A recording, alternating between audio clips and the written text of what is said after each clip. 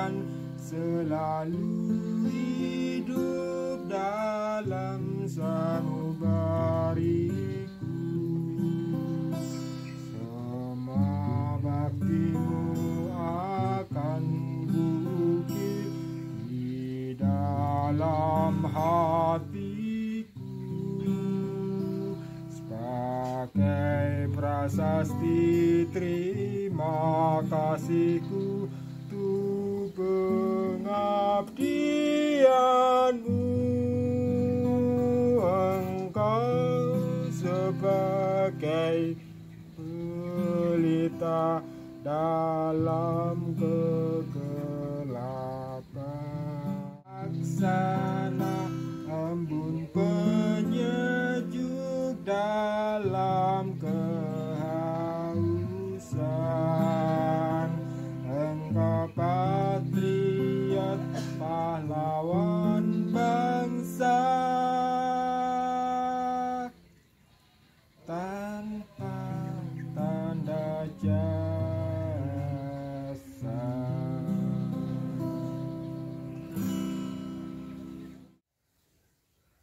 Assalamualaikum warahmatullahi wabarakatuh. Masih bersama Mbah Robin di Atma Negari. Kali ini saya akan mewawancara orang yang sangat spesial, salah satu pendiri Atma Negari.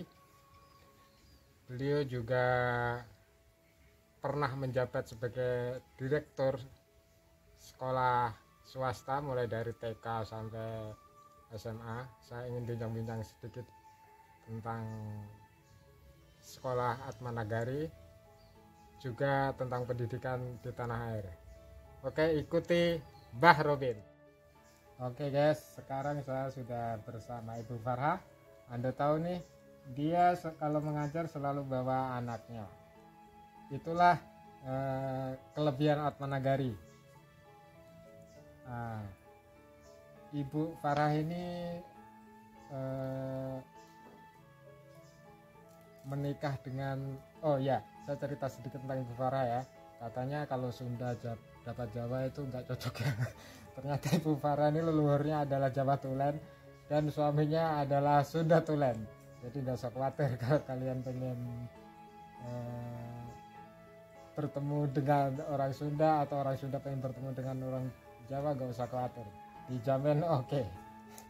Nah, Bu Farha ini, kita tahu ya Bu Farha ya, kalau Atma Negari ini miskin support saudara. Jadi bisa saya rasakan nih amat sangat berat ya mendirikan sekolah Atma Negari ini. Tapi di sisi lain idealisme tentang sebuah sekolah yang bagus itu sejak itu menjadi direktur sampai sekarang itu kayaknya masih selalu selalu menghantui gitu. Nah, saya tidak akan berbicara tentang Atma Negari atau itu, sedikit saja deh. Saya pengen tahu sekolah yang bagus menurut Ibu itu seperti apa sih, atau pendidikan yang bagus menurut Ibu itu harus bagaimana? Sekolah yang bagus ya. Ya, atau pendidikan yang bagus itu seperti apa sih menurut Ibu? Sekolah yang bagus ya, saya juga nggak tahu kalau itu kayak gimana yang bagus. Jawaban saya 10 tahun yang lalu, mungkin 10 tahun yang lalu ya, mungkin kalau sekolah yang bagus itu yang harus gini begitu gitu loh. Gedungnya mewah. Enggak juga sih. Enggak. Mungkin banyak kegiatan atau apa. Mungkin itu. Kalau sekarang setelah tua gitu ya, sekolah yang bagus kalau menurut saya sekarang semua sekolah bagus menurut saya. Karena memang niatannya sendiri sudah bagus gitu loh, membuat sekolah itu ya, kecuali membuat sekolah dengan niatan yang tidak bagus, yang kemudian mungkin kita lihat masih kurang atau apa, itu menurut saya sih hanya eksekusi niatan aja yang masih belum tepat gitu mungkin, atau mungkin masih berproses gitu. Jadi kalau sekolah yang bagus ya menurut saya semua sekolah itu bagus, bahwa pada pelaksanaannya itu masih banyak kekurangan ya itu proses. Kalau pendidikan yang bagus apa ya, saya sih sederhana aja. Kalau pendidikan yang bagus maksudnya, kalau saya referensinya saya mendidik anak-anak misalnya ya, di sekolah atau di rumah, mungkin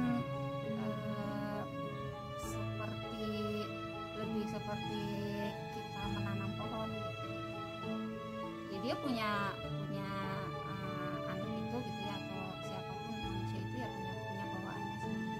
Ya, kita hanya menemani, hanya menyiram gitu, dan membuat dia ya tumbuh saja menjadi dirinya sendiri. Tapi kita hanya menjaganya, menemaninya untuk dia bisa tumbuh optimal menjadi dirinya sendiri. Yang malas sekolah, orang tuanya yang tidak perhatian terhadap anak-anaknya yang sedang menuntut ilmu, itu menurut ibu bagaimana? Kan rata-rata orang-orang di kampung itu seperti itu ya. Nah, menurut ibu seperti apa itu? Anak yang malas sekolah ya, anak saya juga malas sekolah. Gitu ya. Anak saya malas sekolah tapi dia tidak malas belajar. Oh, iya. Jadi kalau buat saya itu mungkin dua hal yang berbeda. Kalau saya sih tidak hadir di sekolah juga tidak apa-apa asal dia mau belajar. Jadi titik kritisnya itu yang kalau bicara sejarah bagi saya gitu ya,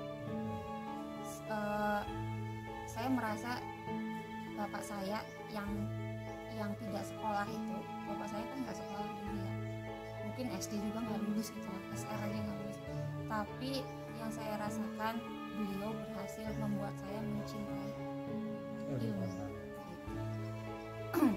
Buat saya sih yang penting itu gitu.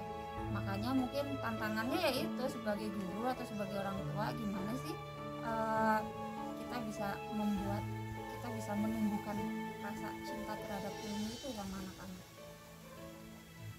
Nah, bagaimananya ya itu prosesnya proses yang panjang mungkin gitu ya. Trik ini juga saya mungkin nggak terlalu ini, tapi kalau saya sih percaya gitu, kalau seorang guru atau seorang orang tua ya sama aja kan, guru orang tua kan sama aja.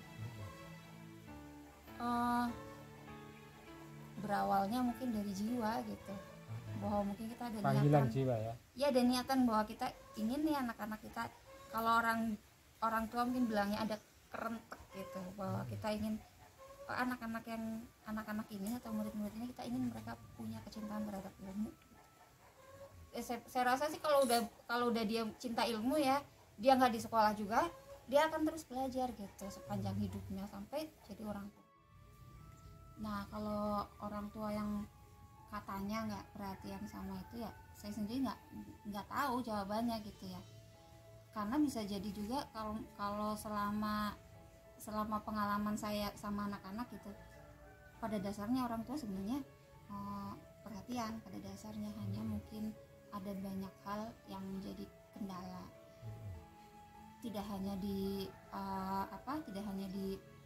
orang tua yang secara sosial ekonomi menengah ke atas itu, maupun orang tua yang secara sosial ekonomi juga menengah ke bawah, sama aja sebenarnya punya kendala masing-masing gitu. Mungkin perhatian kalau menurut saya kebanyakan ya, tapi mungkin ada banyak hal lah gitu yang akhirnya yang nggak bisa full gitu mendampingi anak atau apa. Jadi nggak bisa dibilang juga sih tidak perhatian. Mungkin yang kelihatannya nggak perhatian sebenarnya punya banyak mimpi terhadap anaknya gitu. Tapi kalau bagaimana caranya ya saya sendiri kurang tahu gitu. Buat harapan buat Atma Nagari sendiri seperti apa, Bu? Buat Atma Nagari, saya sih berharap sekolah ini satu ya bisa menjadi semakin kokoh ya fondasinya gitu. Kalau jujur sih kalau menurut saya masih banyak yang belum ideal lah dari sekolah ini gitu.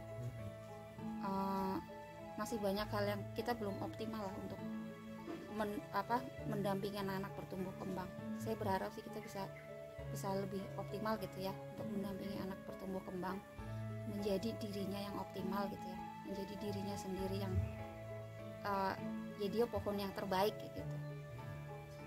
Ya mudah-mudahan sih secara fondasi akan lebih kuat, termasuk ya kemandiriannya secara finansial, termasuk itu juga mudah-mudahan bisa tercapai. Terpenuhi dan operasionalnya terpenuhi seperti itu, kesejahteraan gurunya gitu terpenuhi seperti itu. Yes, apa buah pikiran dari seorang Bu Farhah, alumnus Unsud yang telah merelakan dirinya untuk sekolah Atma Nagari ini. Nah, mudah-mudahan harapan dari Bu Farah mendapatkan, kita tahu seperti yang awal tadi saya katakan, sekolah ini minim support, minim segalanya kalau saya lihat ini kondisinya seperti ini.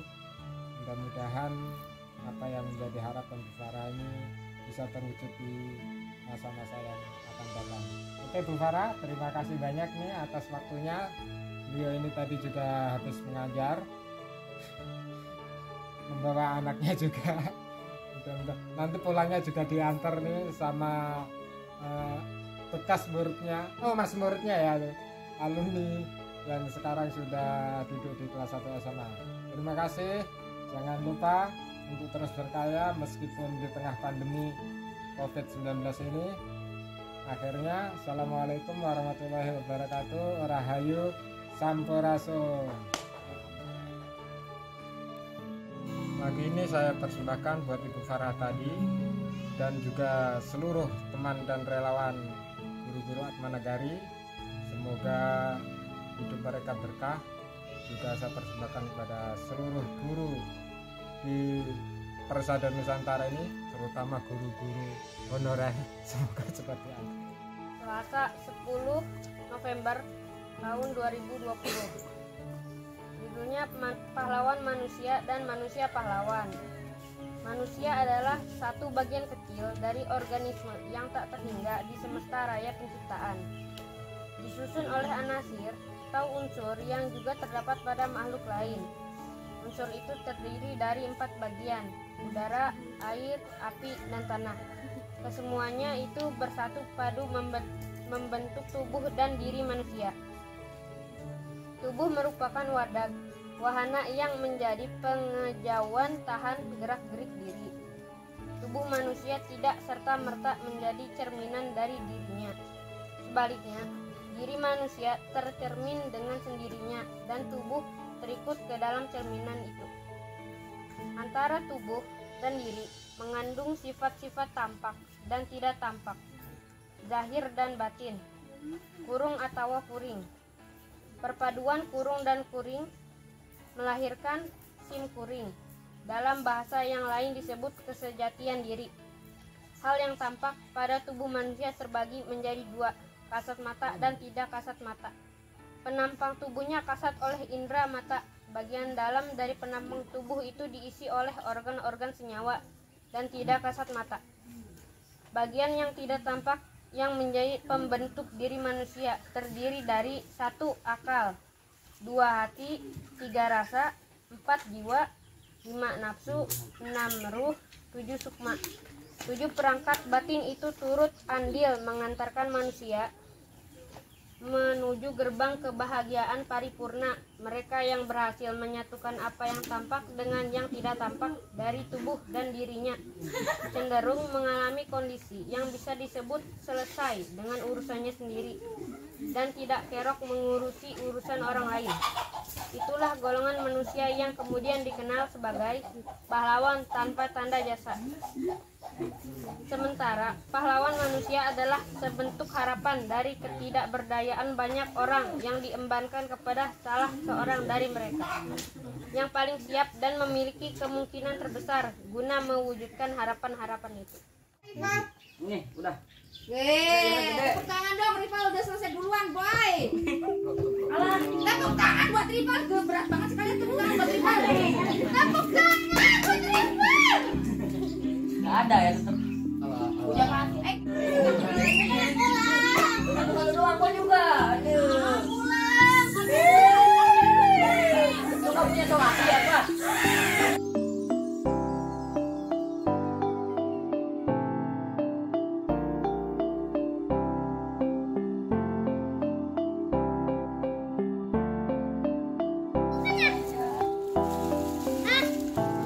Iya, boleh. Nah.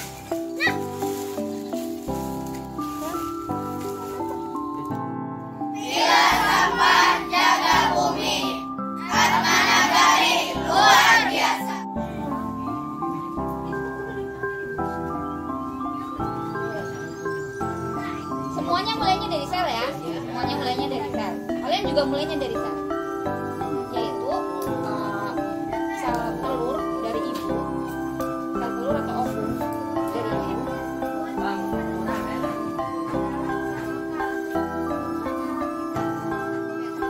Dia perempuan itu ada namanya ibu telur. Telur atau ovarium.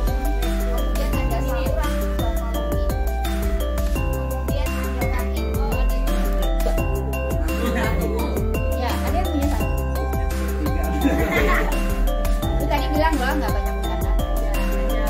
Cara. Itu namanya testis.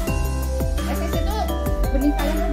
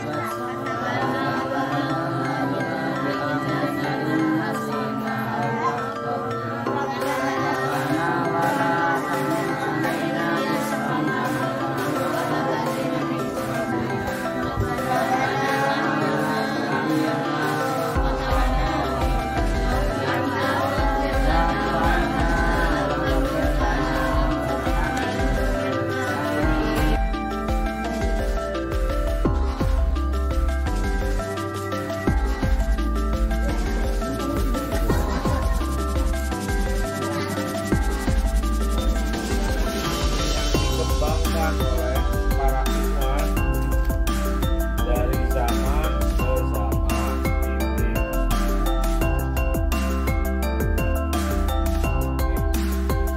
Darat, laut.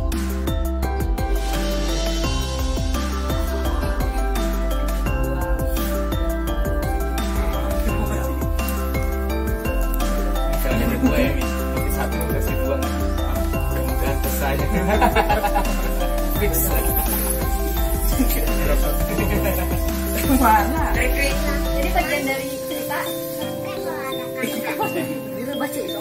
ST jus namanya. Jus cara buatnya dikocok dan tentunya menyegarkan. Udah.